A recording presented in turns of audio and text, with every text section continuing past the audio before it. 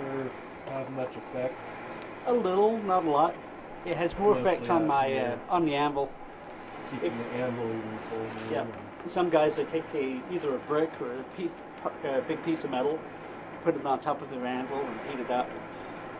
But if it's cold out, the heat goes out of the metal really quickly on the anvil. Yeah. But this process actually works better in the cold or the heat than the propane. So, Oh.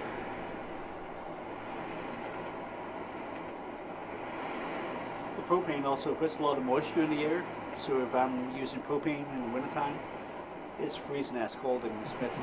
Whereas this, it's kind of nice. Yeah. And the opposite's true in the summertime. The propane is hotter than hell in the summer, heats up my shop, whereas this is pretty contained and doesn't put a lot of heat out. So, unless you're standing right next to it. Right. So, heating the room is what.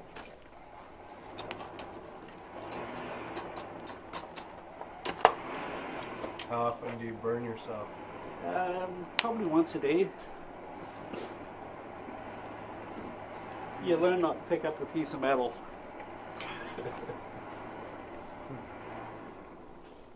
And actually, if it's usually if it's sitting on top of my bench, it's not hot.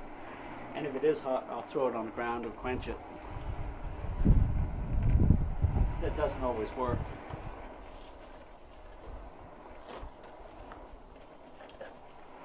You can also see that as I'm putting my metal into the fire, I'm knocking my fire apart. Once again with the propane, just stick it in there and it gets hot. So.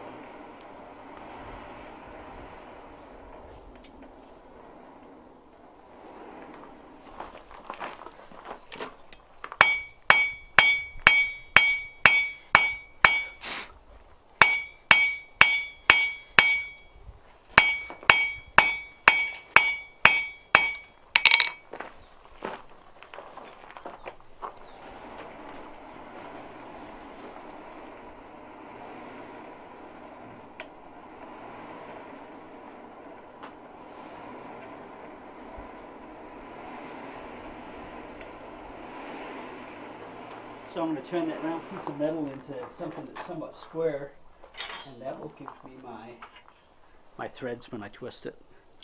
So the first part was this round part that we've already done. Now we're working on this part.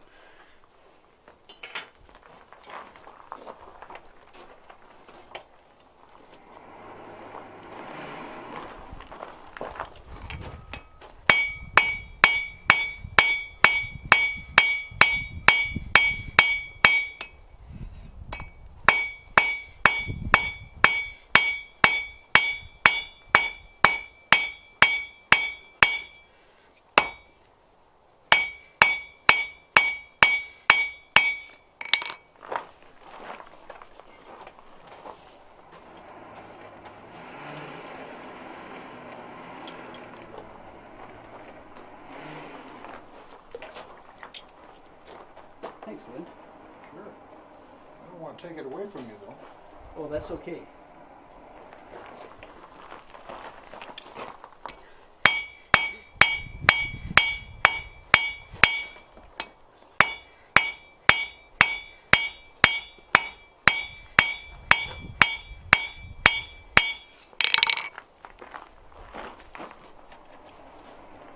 I've heard in some smithies they actually paid the guy about the same amount for running the forge as the guy doing the hammering, because you're going to control the amount of money I can make. Either my metal's hot or it burns, and also you're going to go through a lot of coal. I'm looking for a job. Yeah, I'll put you to work.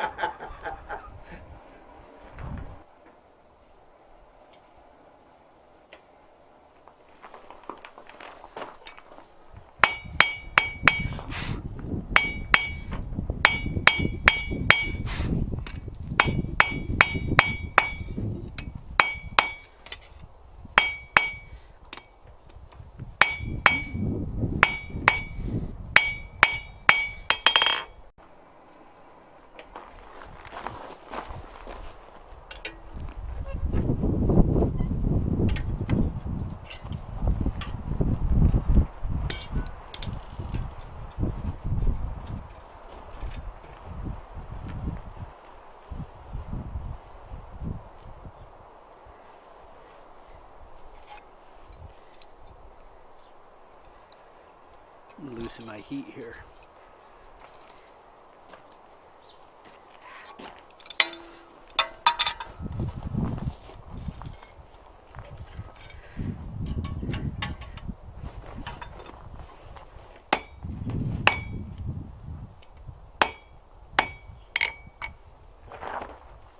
So it's not a pretty twist, and I got it uneven there.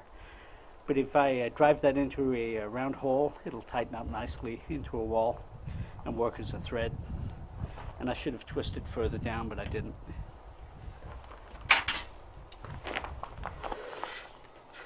You want to talk about what the water does to the steel when you do that? So it's actually going to make it slightly harder. It also heats up my tongs less.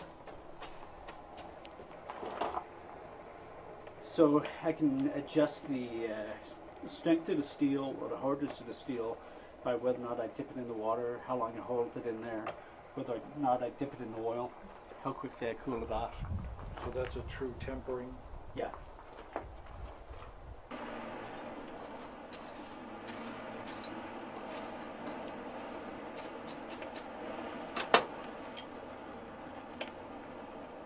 When I'm working on my forge for any amount of time, I wear this copper bracelet for arthritis.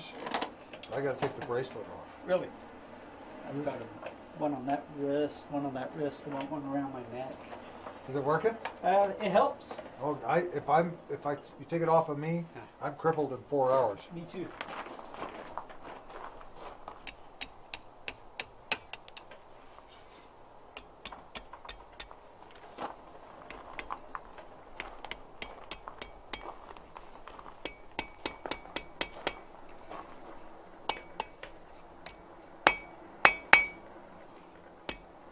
So we've just put a little curl on the end for decoration. And now I've got to be careful not to burn that off. So I'm actually going to stick it hopefully clear through my fire. No, you don't want me to turn this too fast. Right. There's another clinker coming up.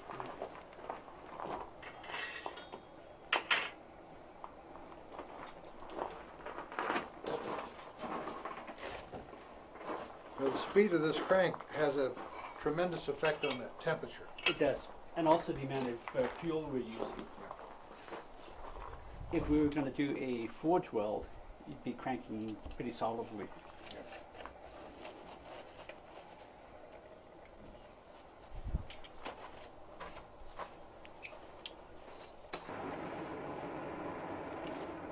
What do you got going on for today? I've got a massage at 4 o'clock.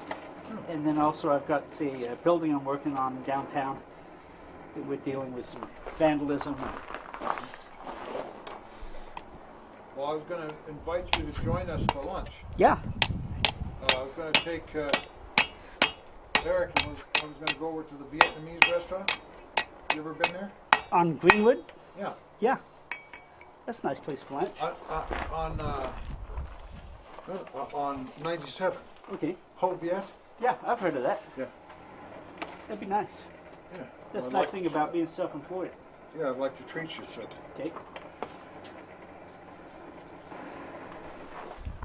So I'm going to dip the tip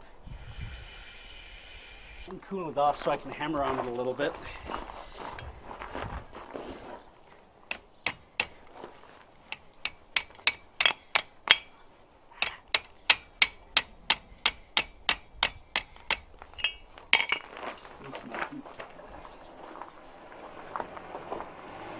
I could also do this over the horn, and I find it's just easy to use a jig. And as I'm doing this, you might notice that the metal is all bent out of shape, and I'm really not concerned about having a nice flat plane. I just want to get my shapes together, and then once it's all together in a nice shape, and I'm happy with it, I can put it back flat.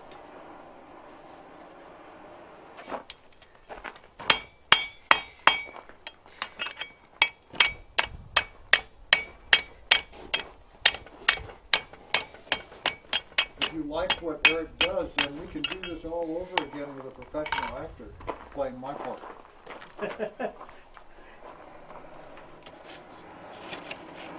And we can see that things are kind of bent out of shape. Now I'm going to flatten it off.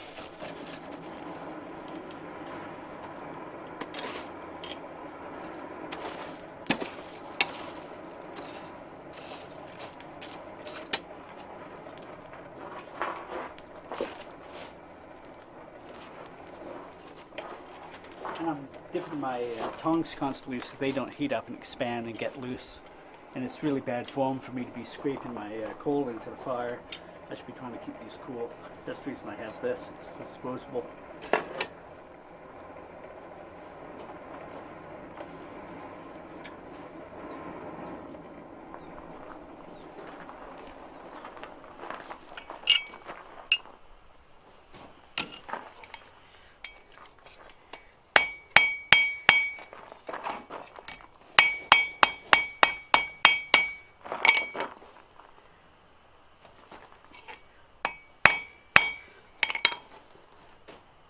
Probably the hardest part of all of this is knowing when to quit.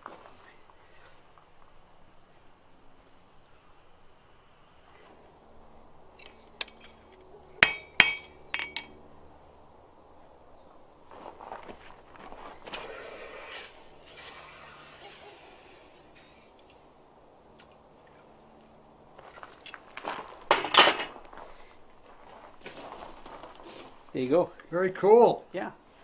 So if you pound that into a round hole, guaranteed it won't pull back out. Yeah, So, yeah. I've even done the same thing and put a pilot hole in and screwed them in. yeah. Yeah. Yeah. So I'll wire brush that a little bit and then use some Johnson floor wax and give it a wax finish. And that's it. So, Huh. Johnson floor wax. Yeah. I haven't heard of that. they did a study back. I Not think the in- wet side of bacon. No. Did a study in the 20s for the best steel preservative, and everybody had their chemical stuff, and Johnson Floor Wax won, hands down. Very interesting. Yeah, and it's cheap. Wow. So all of this stuff has just been coated with, those haven't, but all of this has just been coated with floor wax. It's a pretty good preservative, rust Very cool. inhibitor. Very cool. This has been perfect, huh, Eric? Yeah.